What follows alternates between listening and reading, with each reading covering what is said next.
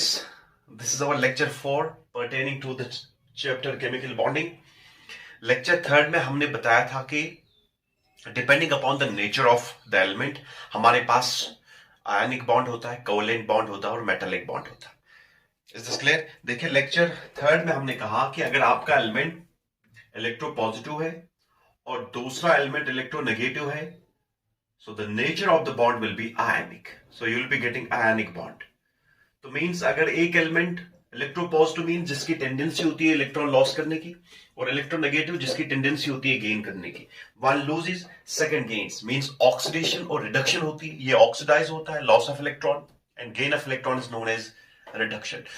ये ऑक्सीडाइज होता है, ये रिड्यूस होता है. जिस यूनियन में लॉस एंड गेन होता है दैट्स कॉल्ड आयनिक बॉन्ड और that's called electrovalent bond. Is this clear? लेकिन अगर एक एलिमेंट इलेक्ट्रोनेगेटिव है और दूसरा भी इलेक्ट्रोनेगेटिव है तो यहां पर देखिए दोनों की टेंडेंसी होती है इलेक्ट्रॉन एक्सेप्ट करने की. अब इनके पास ऑप्शन बचता है, ये क्या करेंगे, इक्वल कंट्रीब्यूशन करेंगे और म्यूचुअल शेयरिंग करेंगे. यहां पर जो बॉन्ड बनेगा that will be called covalent bond. यह हमने लेक्चर 3 में डिस्कस किया है, कोवेलेंट बॉन्ड. लेकिन केस 3 देखिए, अगर एलिमेंट इलेक्ट्रोपॉजिटिव है और दूसरा एलिमेंट भी इलेक्ट्रोपॉजिटिव है, दोनों की टेंडेंसी होती है इलेक्ट्रॉन लॉस करने की. और इस वक्त जो कंडीशन आती है, इस कंडीशन पे जो बॉन्ड बनता है दैट्स कॉल्ड मेटालिक बॉन्ड. हम इन डिटेल पढ़ेंगे, इन तीन बॉन्ड्स को हम इन डिटेल पढ़ेंगे आगे. लेकिन फर्स्ट जो हम पढ़ने जा रहे हैं that's called ionic bond. Ionic bond में आपने लोअर क्लासेस में पढ़ा होगा, लेकिन यहां पर जो हमें पढ़ना है that is energetics involve in the formation of ionic bond. Energy analysis करनी है आयनिक बॉन्ड की.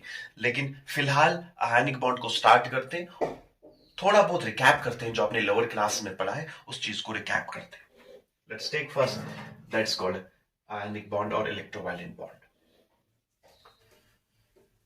देखिए बहुत आसान चीज है आयनिक बॉन्ड. देखिए इसको हम पॉइंट्स में समझेंगे. देखिए फर्स्ट पॉइंट, आयनिक बॉन्ड के लिए जिसका दूसरा नाम है electrovalent bond. Ionic bond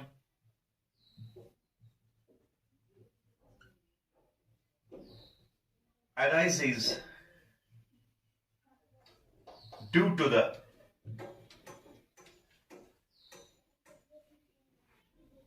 loss of one or more than one electrons from the outermost shell of one atom, जिसका नाम है valence shell.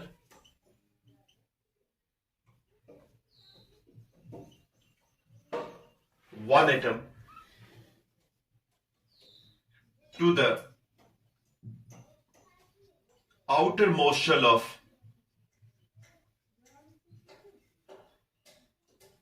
another atom.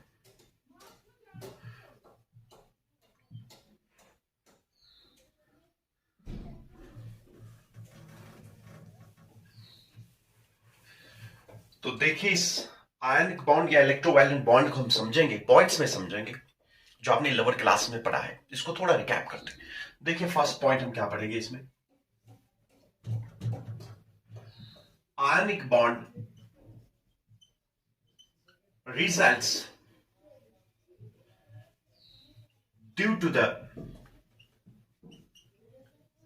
complete transference of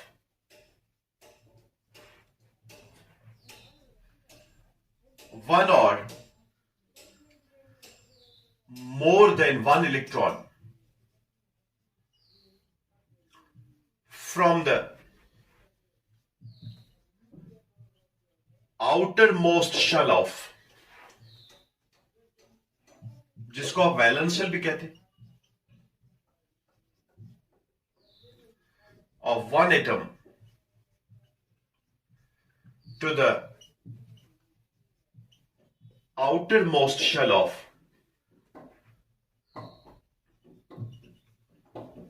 another atom. देखिए आयनिक बॉन्ड या इलेक्ट्रोवैलेंट बॉन्ड की खासियत क्या है, क्या क्वालिटी है इसमें, ये कैसे बनता है ये आयनिक बॉन्ड. मैंने कहा जब भी यूनियन होता है एटम्स के बीच में जब भी बॉन्डिंग होती है, जब भी यूनियन होता है, इसमें जो आउटर इलेक्ट्रॉन्स है वही रिडिस्ट्रीब्यूशन, ये यूनियन कैसे पॉसिबल है? Through redistribution of outer electrons, outer most electron जिन्हें वैलेंस इलेक्ट्रॉन्स कहते हैं। या तो लॉस गेन होगा, या इक्वल कंट्रीब्यूशन म्यूचुअल शेयरिंग होगा, या अनइक्वल कंट्रीब्यूशन और म्यूचुअल शेयरिंग होगा। तो यहां देखिए आयोनिक बॉन्ड में क्या होता है कि यहां पर कंप्लीट ट्रांसफरेंस होती है इलेक्ट्रॉन्स की, एक या एक से ज्यादा इलेक्ट्रॉन्स ट्रांसफर होते हैं एक एटम से दूसरे एटम को। तो means there is one atom completely loses the electron and second atom completely gains the electron, means एक completely loss करता है इलेक्ट्रॉन को और दूसरा completely gain करता है। तो इसलिए मैंने कहा कि यहां पर आउटर मोस्ट शेल जिसका नाम है वैलेंस शेल, एक एटम जो है जो इलेक्ट्रोपॉजिटिव एटम होगा जिसकी टेंडेंसी होती है इलेक्ट्रॉन डोनेट करने की, वो कंप्लीटली इलेक्ट्रॉन लॉस करता है from the outermost shell जिसका नाम है वैलेंस शेल। तो दूसरे एटम को देता है जो वो एक्सेप्ट करता है। ये तब तक लॉस नहीं करता है जब तक नहीं दूसरा एटम होगा जो गेन कर रहा होगा। Is this clear? तो मींस जब एक इलेक्ट्रोपॉजिटिव एटम इलेक्ट्रॉन्स को लॉस करता है तो इलेक्ट्रोनेगेटिव एटम जो है वो क्या करता है? गेन करता है। तो फर्स्ट कंडीशन जो है आयनिक बॉन्ड की, it results due to complete transference. यहां पर कंप्लीटली ट्रांसफर होता है इलेक्ट्रॉन्स का from one atom to another atom. देखिए second point, both atoms acquire the electronic configuration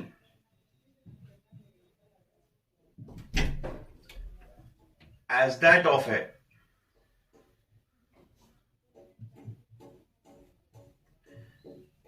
nearest noble gas।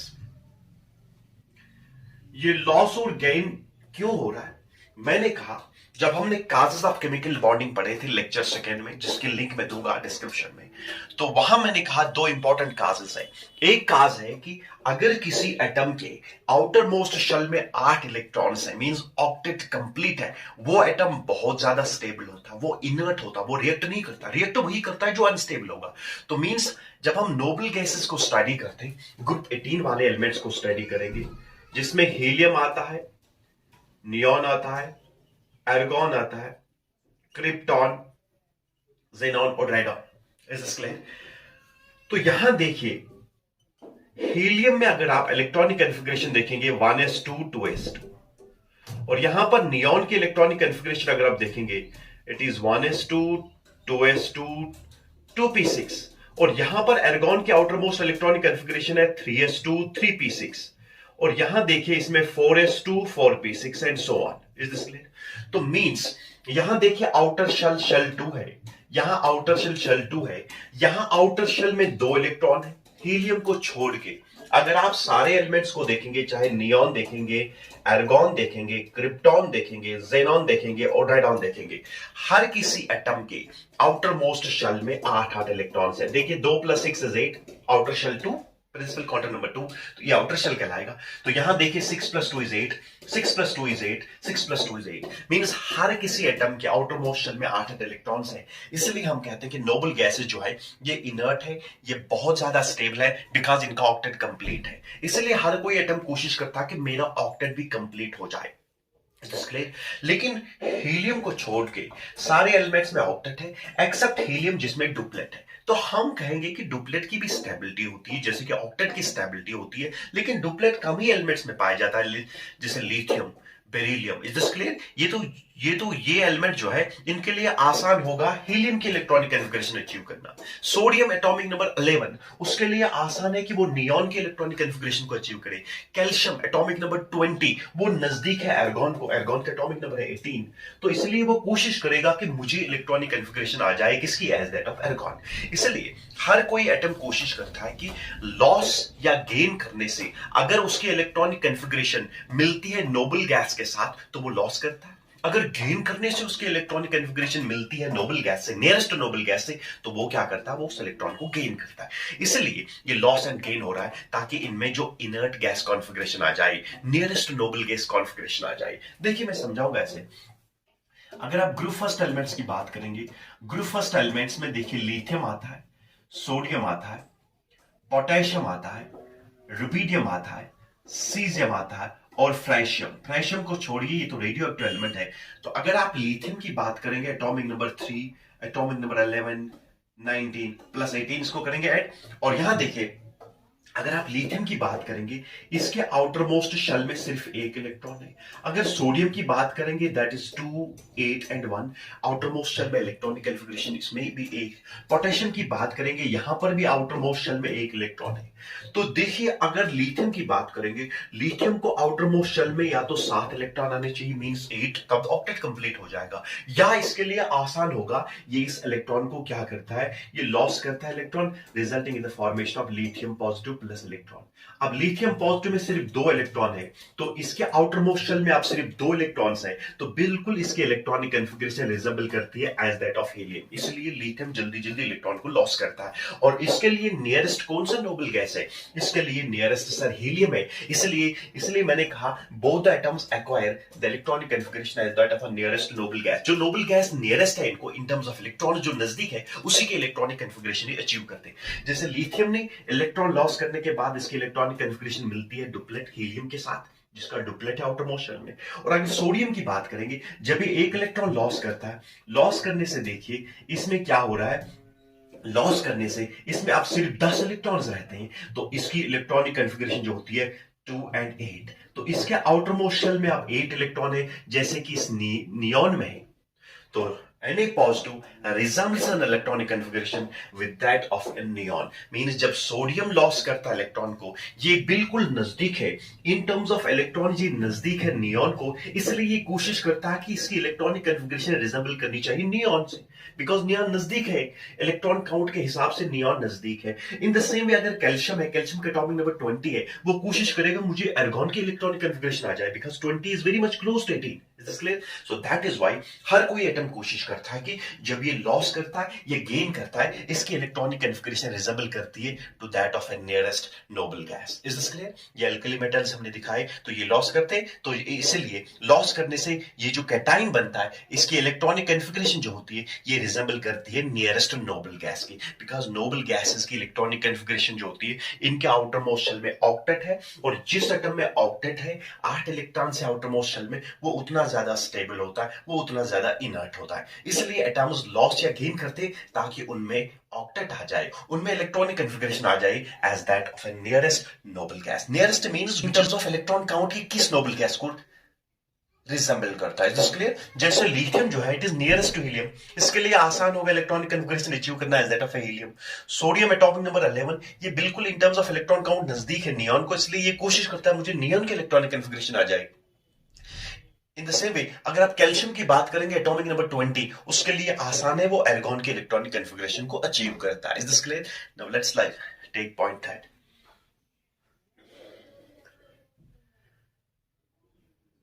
देखिए देखिए इसमें जो पॉइंट थर्ड है पढ़ेंगे, ये आपने पढ़ा होगा अपने लोअर क्लासेस में। तो देखिए पॉइंट थर्ड,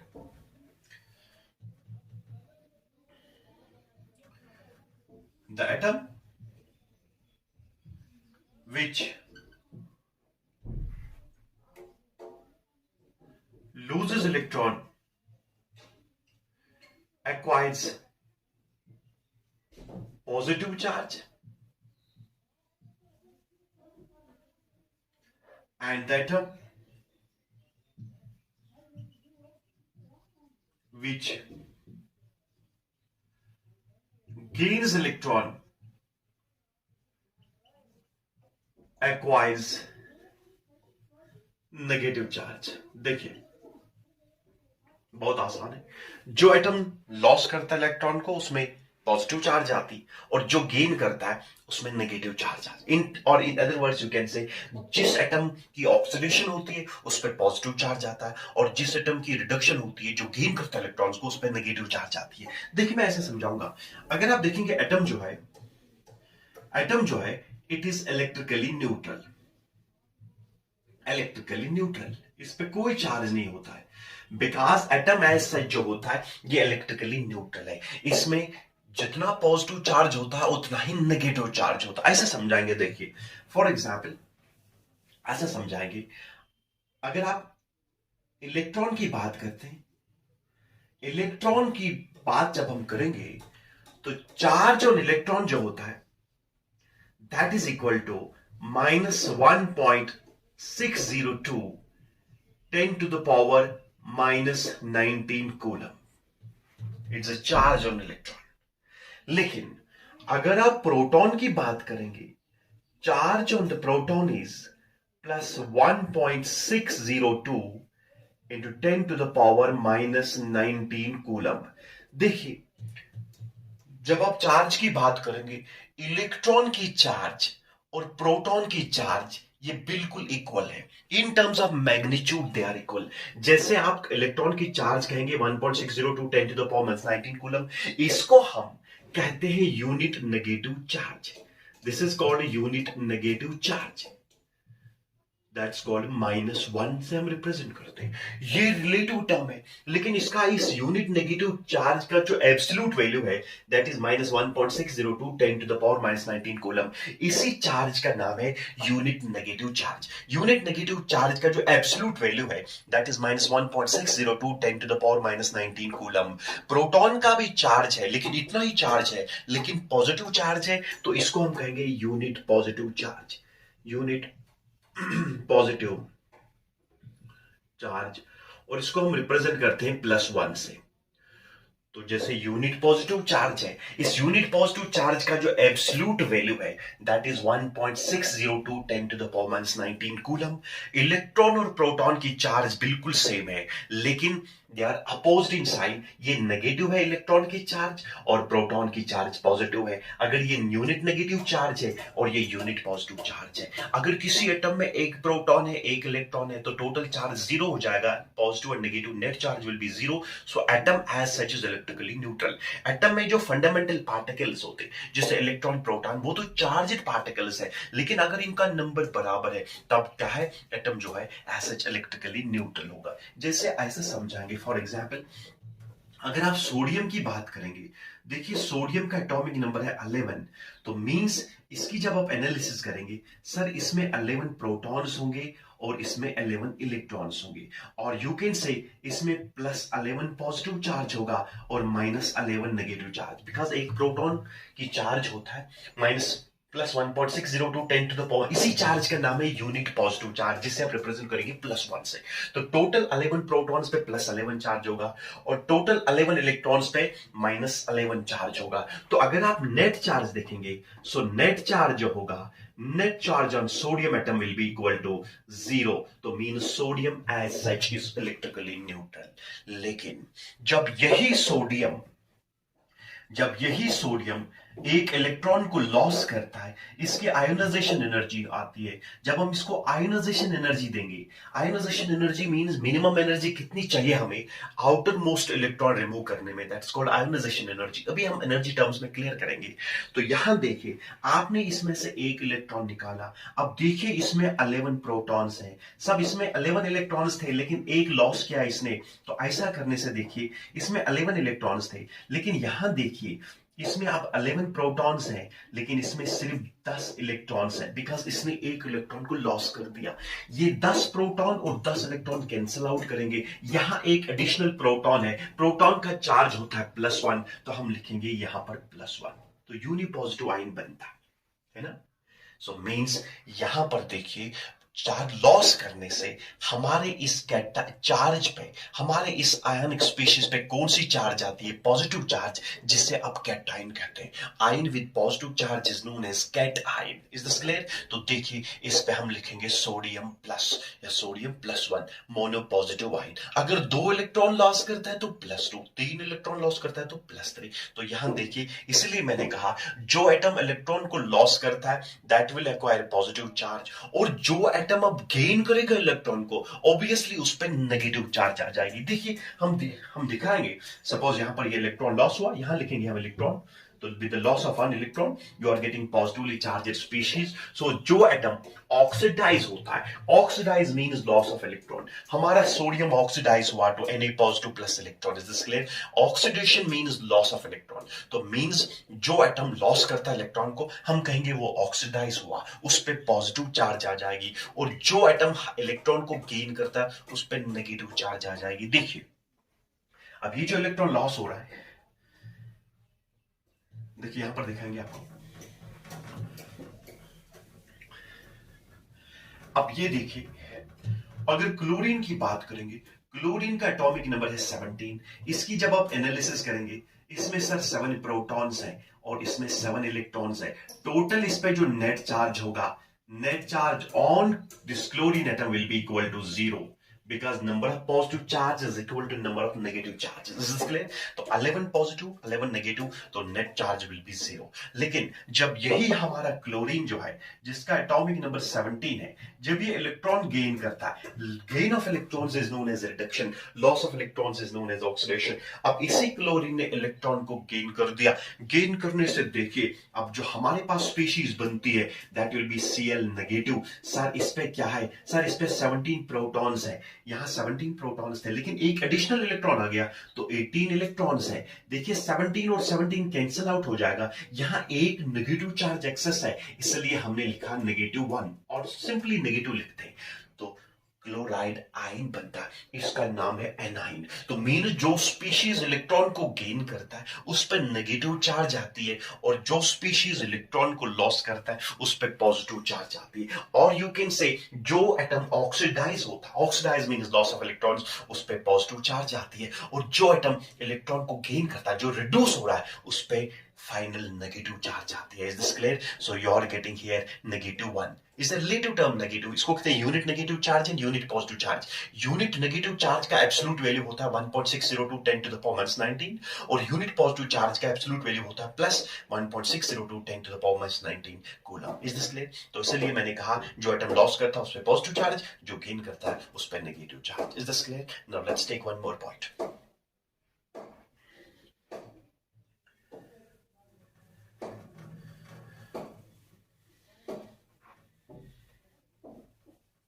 अब देखिए, एक लॉस कर रहा है, दूसरा गेन कर रहा है।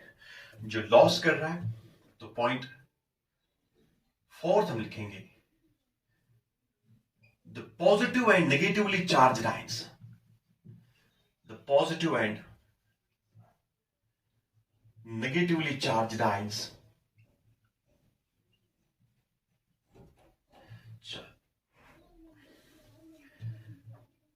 attract, the positive and negatively charged ions attract through electrostatic force of attraction,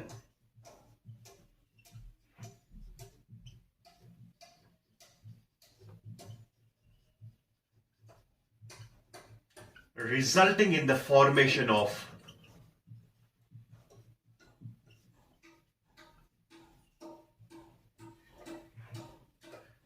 ionic bond. Bond कुछ नहीं है, मैंने कहा bond is a force of attraction. जैसे मैंने लेक्चर सेकंड में कॉज ऑफ केमिकल बॉन्डिंग में समझाया था, जब कोवैलेंट बॉन्ड बनता है वहां मैंने कहा क्या ये मेयरली फोर्स ऑफ अट्रैक्शन है? नहीं, it is the maximum force of attraction between the two bonded atoms. वहां देखिए लेक्चर सेकंड। देखिए अब इसके बाद जब आयनिक बॉन्ड बनता है, एक लॉस करता है, दूसरा गेन करता है। जो लॉस करता है उस पर पॉजिटिव चार्ज, जो गेन करता है उस पर नेगेटिव चार्ज। अब जब पॉजिटिव और नेगेटिव चार्ज आयंस आपस क्लोज आते हैं, नजदीक आते हैं, they will attract to each other. So कौन सा फोर्स ऑफ अट्रैक्शन होता है अपोजिटली चार्ज आयंस के बीच में? That's called electrostatic force of attraction. आपने कूलम्स लॉ पढ़ा होगा, समझाएंगे आगे जब हम लाइट्स एनर्जी पढ़ेंगे, वहां मैं बताऊंगा ये क्या चीज है electrostatic force of attraction. Positive और नेगेटिव चार्ज आयंस जो है ये अब आपस में अट्रैक्ट करेंगे। अट्रैक्शन, इसी अट्रैक्शन का नाम है ionic bond. So ionic bond is nothing, it is merely the electrostatic force of attraction between the oppositely charged ions.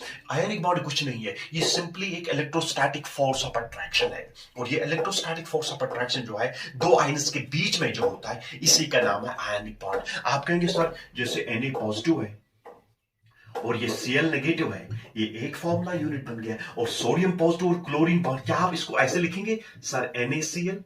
No, no, no, no, no. We will not write it like this because ये जो ionic bond है ये simply एक electrostatic force of attraction होता है। ये bond नहीं होता है जैसे आप कोवैलेंट बॉन्ड पढ़ते हैं, इक्वल कंट्रीब्यूशन म्यूचुअल शेयरिंग, नहीं। यहां पर merely electrostatic force of attraction होता है। ये इलेक्ट्रोस्टैटिक फोर्स ऑफ अट्रैक्शन जो है ये नॉन डायरेक्शनल है। आप कहेंगे सर वो क्या चीज है non directional? Non directional means ये Na पॉजिटिव जो है सराउंडिंग में जितने भी नेगेटिव आयंस होंगे ये इनको अट्रैक्ट करेगा। In the same way, chlorine पे नेगेटिव चार्ज, सराउंडिंग में जितने भी पॉजिटिव आयंस हैं तो ये सारे के सारे पॉजिटिव आयंस को अट्रैक्ट करता है।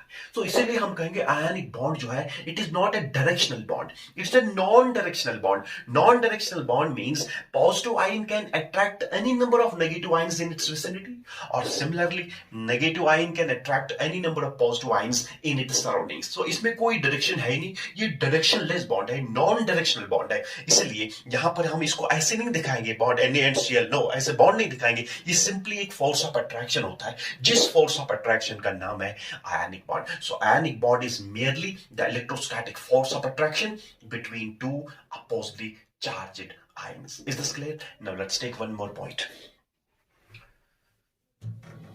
तो देखिए पॉइंट 5 हम लिखेंगे, the number of electrons lost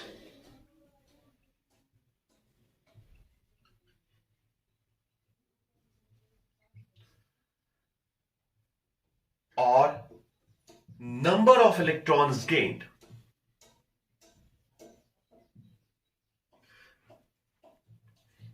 during the formation of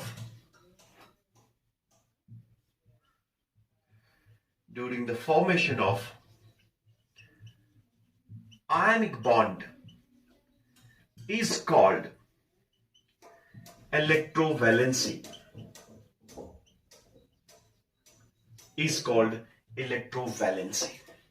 जैसे कोवेलेंट बॉन्ड में समझाएंगे कोवेलेंसी क्या चीज है। इलेक्ट्रोवैलेंट बॉन्ड आयनिक बॉन्ड की होती है इलेक्ट्रोवैलेंसी, कोवेलेंट बॉन्ड की होती है कोवेलेंसी। अब देखिए इलेक्ट्रोवैलेंसी क्या चीज है, एक एटम कितने इलेक्ट्रॉन्स लॉस करता है वो उस एटम की इलेक्ट्रोवैलेंसी है, एक एटम कितने इलेक्ट्रॉन्स गेन करता है वो उस एटम की इलेक्ट्रोवैलेंसी कहलाता है। So electrovalency simply means number of electrons lost और gained during the formation of electrovalent bond. Electrovalent bond में एक एटम कितने इलेक्ट्रॉन्स को लॉस करता है that's called electrovalency of that element, या दूसरा एटम कितने इलेक्ट्रॉन्स गेन करता है वो कहता है electrovalency of that atom. Is this clear? Means during the formation of ionic bond कितने इलेक्ट्रॉन्स का एक्सचेंज हो रहा है, कितने इलेक्ट्रॉन्स ट्रांसफर हो रहे हैं और किसको ट्रांसफर हो रहे हैं। जो ट्रांसफर जहां से ट्रांसफर होते हैं वो उसकी इलेक्ट्रोवैलेंसी होगी, और जितने इलेक्ट्रॉन दूसरे एटम को ट्रांसफर हो रहे हैं that's called electrovalency of that atom. For example कैसे समझाएंगे, सपोज ये दो एटम्स हैं, ये एटम और ये आपस में आयनिक बॉन्ड बनाता है, ये इलेक्ट्रोपॉजिटिव है ये इलेक्ट्रोनेगेटिव, ये इलेक्ट्रॉन लॉस करता है, इसने कितने इलेक्ट्रॉन इसको दिए ये इसकी इलेक्ट्रोवैलेंसी, अगर इसने 2 इलेक्ट्रॉन दिए तो electrovalency of this atom is 2, इसने कितने गेन किए इसने 2 इलेक्ट्रॉन गेन किए और ये इलेक्ट्रोवैलेंसी इस एटम की 2 हो गई। तो म्यूचुअल कितने इलेक्ट्रॉन्स ट्रांसफर हो रहे हैं या कितने इलेक्ट्रॉन्स ट्रांसफर हो रहे हैं और किसको ट्रांसफर हो रहे हैं that's called electrovalency of this participating atoms. ऐसा समझाएंगे, देखिए यहां समझाएंगे, देखिए जब आप सोडियम क्लोराइड की बात करेंगे, सोडियम जो है ये इलेक्ट्रॉन देता है तो मींस एक इलेक्ट्रॉन लॉस हुआ, और यही इलेक्ट्रॉन हमारे क्लोरीन ने एक्सेप्ट किया resulting in the formation of Cl negative. तो मींस सोडियम की इलेक्ट्रोवैलेंसी जो है, इलेक्ट्रोवैलेंसी ऑफ सोडियम जो है that is equal to 1। Electrovalency of this chlorine atom जो है इसने एक इलेक्ट्रॉन गेन कर दिया, इसने एक इलेक्ट्रॉन को लॉस कर दिया तो हम कहेंगे इसकी इलेक्ट्रोवैलेंसी है 1, इसने एक इलेक्ट्रॉन गेन कर दिया हम कहेंगे इसकी इलेक्ट्रोवैलेंसी है 1। तो कितने इलेक्ट्रॉन्स का ट्रांसफर हो रहा है that is called electrovalency in case of ionic bond. Is this clear? Now let's take this electrovalency among various groups in the periodic table। देखिए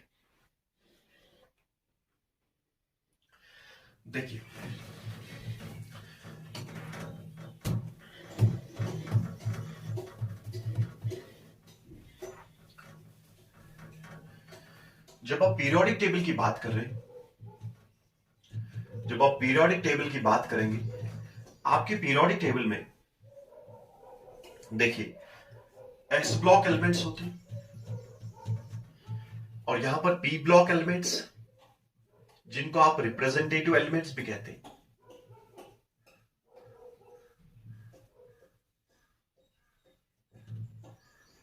ये 6 ग्रुप्स होते हैं यहां पर। तो ये एस ब्लॉक एलिमेंट्स जिनको आप, और ये बीच में हमारे पास ट्रांजिशन एलिमेंट्स हैं जिनको डी ब्लॉक एलिमेंट्स भी कहेंगे, ट्रांजिशन एलिमेंट्स। ठीक है, जब हम ग्रुप फर्स्ट की बात करेंगे, ग्रुप फर्स्ट, ग्रुप सेकंड, और यहां देखिए group 13, 14, 15, 16, 17 and 18। It is 13, 14, 15, 16, 17 and 18। Group 3 और 12 को छोड़ के हम जब इन पे डिस्कस करेंगे, जब आप ग्रुप फर्स्ट की बात करेंगे, देखिए ग्रुप फर्स्ट में lithium, sodium, potassium, rubidium, caesium और फ्रेशियम आता है जो कि रेडियो एक्टिव है। ग्रुप फर्स्ट में हमारे पास आउटर मोस्ट शेल में एक इलेक्ट्रॉन होता है। सो आउटर मोस्ट शेल, जिसको आप वैलेंस शेल कहेंगे, सो नंबर ऑफ इलेक्ट्रॉन जो होता है दैट इज इक्वल टू 1। जब आप एल्कली मेटल्स की बात करेंगे, इनमें जो वैलेंस इलेक्ट्रॉन है आउटर मोस्ट शेल में, इनके पास सिर्फ एक इलेक्ट्रॉन है। ये इस एक इलेक्ट्रॉन को लॉस करते हैं। इसीलिए हम कहते हैं इलेक्ट्रोवैलेंसी जो होती है ऑफ ग्रुप फर्स्ट एलिमेंट्स जो है, group first elements sir that is equal to 1, because ये सिर्फ एक इलेक्ट्रॉन लॉस करते हैं। तो ग्रुप फर्स्ट एलिमेंट्स, जिनको आप एल्कली एलिमेंट्स कहेंगे, जिनमें लिथियम आता है, sodium, potassium, rubidium, caesium and francium आता है, इनमें इनके आउटर मोस्ट शेल में सिर्फ एक इलेक्ट्रॉन है। मैंने कहा कितने इलेक्ट्रॉन्स एक एटम लॉस करता है, वो उसकी इलेक्ट्रोवैलेंसी होती है। तो ग्रुप फर्स्ट एलिमेंट्स की इलेक्ट्रोवैलेंसी हमेशा 1 होती है ड्यूरिंग आयनिक बॉन्ड फॉर्मेशन, जैसे NaCl, KCl, LiCl मींस एक एक इलेक्ट्रॉन को लॉस करते हैं। Is this clear? लेकिन जब आप ग्रुप सेकंड एलिमेंट्स की बात करेंगे, जिनको आप क्या कहेंगे, alkaline earth metals, alkaline earth metals, in alkaline earth metals में देखिए इनमें आता है बेरिलियम, मैग्नीशियम, कैल्शियम, स्ट्रोंडियम, बैरियम और रेडियम। देखिए ये रेडियो एक्टिव है, इसको छोड़ेंगे हम। तो देखिए अगर आप ग्रुप सेकेंड एलिमेंट्स की बात करेंगे, जैसे बेरिलियम है, मैग्नीशियम है, कैल्शियम है, स्ट्रोंडियम है, बैरियम है, रेडियम है, इन ग्रुप सेकेंड एलिमेंट्स में आउटर मोस्ट शेल जिसका दूसरा नाम है वैलेंस शेल, इसमें सिर्फ 2 इलेक्ट्रॉन्स हैं।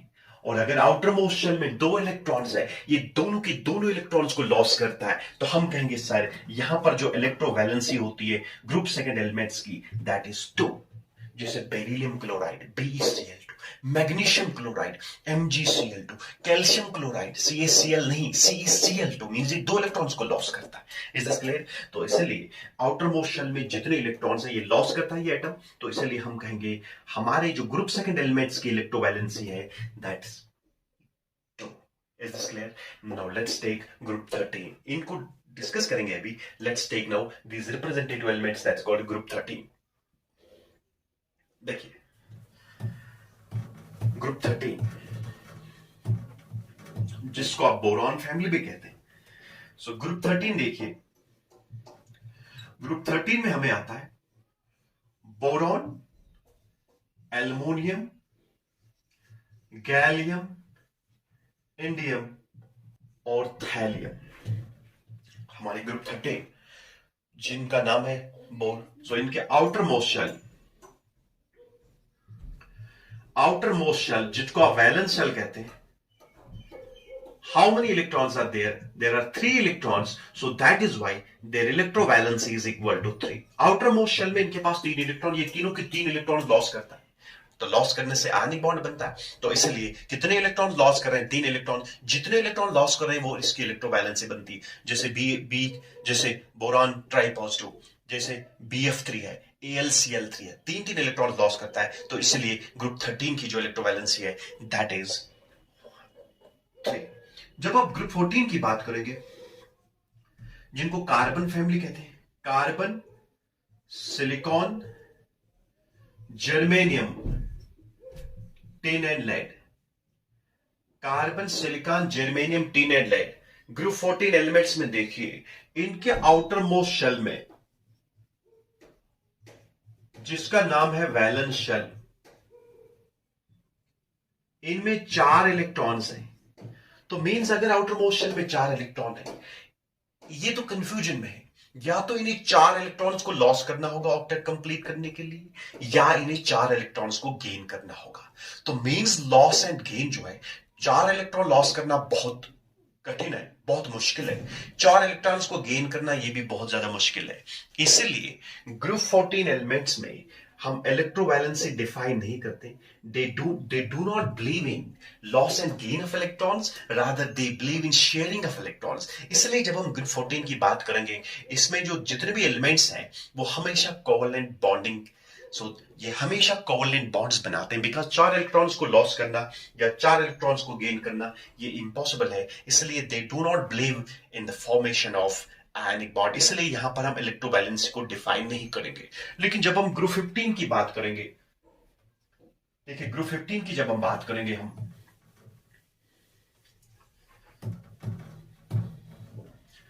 जब हम ग्रुप 15 की बात करेंगे, जिसका नाम है nitrogen family, because first member nitrogen होता है. इसमें नाइट्रोजन आता है, फास्फोरस आता है, आर्सेनिक आता है, एंटीमोनी आता है और बिस्मथ आता है.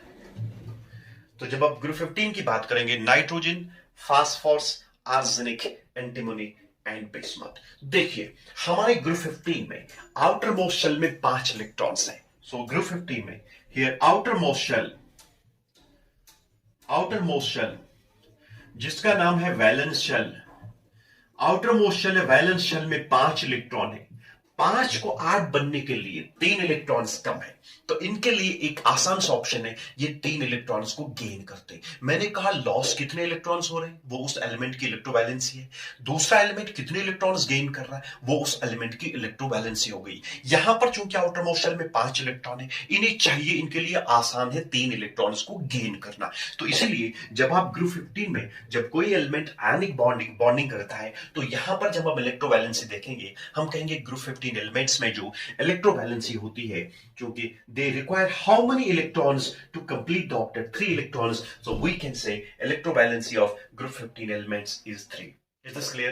Now let's take group 16, जिसको हम ऑक्सीजन फैमिली कहते हैं, बिकॉज फर्स्ट मेंबर ऑक्सीजन है. तो ऑक्सीजन फैमिली में देखिए क्या क्या आता है. Oxygen, sulphur, selenium, tellurium and polonium. तो हमारे पास ग्रुप 16 एलिमेंट्स में oxygen, sulphur, selenium, tellurium and polonium आता है. ग्रुप 16 एलिमेंट्स में अगर ये आयनिक बॉन्ड फॉर्मेशन करते हैं, तो इनके आउटर मोस्ट शेल में 2 इलेक्ट्रॉन्स हैं. सो आउटर मोस्ट शेल में कितने इलेक्ट्रॉन्स हैं? 6 इलेक्ट्रॉन्स है, 6 इलेक्ट्रॉन्स है इनके आउटर मोस्ट शेल में. अगर 6 इलेक्ट्रॉन्स है तो इनके लिए आसान होता है 2 इलेक्ट्रॉन्स को गेन करना. इसलिए अगर इनमें से कोई आयनिक बॉन्ड फॉर्मेशन दिखाता है, तो यहां पर हम देखेंगे electrovalency is equal to 2, because number of electrons gained is equal to electrovalency. इन्हें गेन करना होगा 2 इलेक्ट्रॉन, 8 बनने के लिए 2 इलेक्ट्रॉन्स को गेन करना होगा, तो हम कहेंगे इनकी जो इलेक्ट्रोवैलेंसी है that is equal to 2. Is this clear? Now let's take group 17. देखिए ग्रुप 17 की जब हम बात करेंगे, ग्रुप 17 में देखिए जिन्हें हेलोजेंस हम कहते हैं, साल्ट जनरेटर्स, जैसे फ्लोरीन आता है, क्लोरीन, ब्रोमीन, आयोडीन और एस्टाडीन. तो देखिए हमारे पास fluorine, chlorine, bromine, iodine and astatine. तो देखिए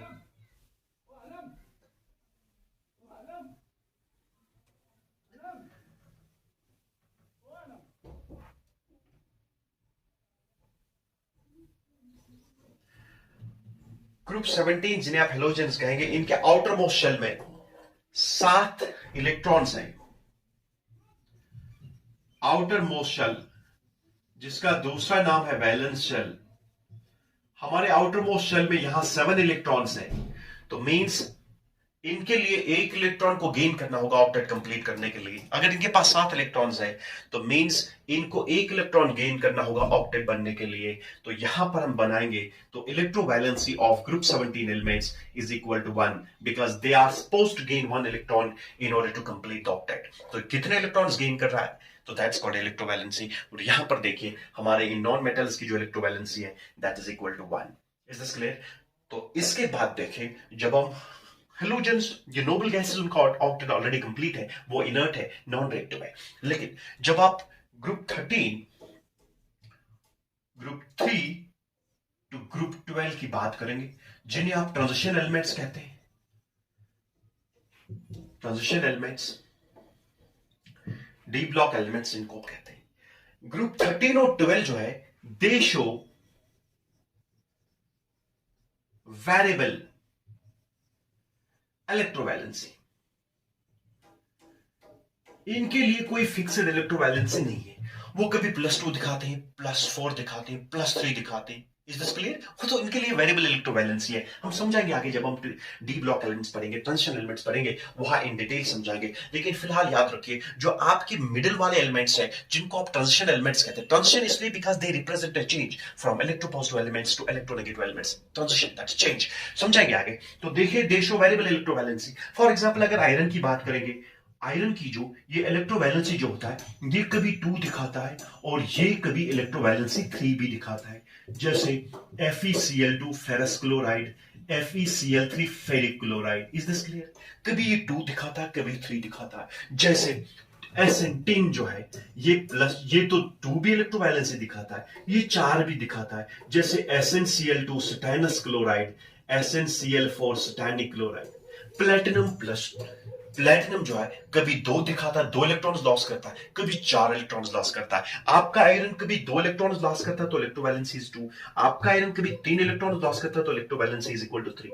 आपका टिन जो है कभी 2 इलेक्ट्रॉन्स लॉस करता है तो उसकी इलेक्ट्रोवैलेंसी है 2, कभी 4 इलेक्ट्रॉन्स लॉस करता है तो उसकी इलेक्ट्रोवैलेंसी है 4। Is this clear? अब देखिए आगे जब हम लेक्चर 4-5 लेंगे वहां हम समझाएंगे energetics involve in ionic bond formation. Ionic bond formation में जब हम एनर्जी एनालिसिस करेंगे, वही मेन टॉपिक हमें पढ़ना था। ये आपने लोअर क्लास में पढ़ा होगा ये सब कुछ, लेकिन जब हम लेक्चर 5 में आ जाएंगे वहां हम एनर्जी एनालिसिस करेंगे आयनिक बॉन्ड की। फिर हम बताएंगे आपको किन किन फैक्टर्स पे आयनिक बॉन्ड फॉर्मेशन डिपेंड करता है, किन किन फैक्टर्स पे आपकी latest energy of the ionic compound depend करती है, वो हम इन डिटेल पढ़ेंगे। और फिलहाल आप लेक्चर 3, लेक्चर 2, 3 और 1st लेक्चर को आप रिवाइज करेंगे और इसके बाद हम लेक्चर 5 पे आ जाएंगे, that's energetics involve in ionic bond formation. Thank you very much.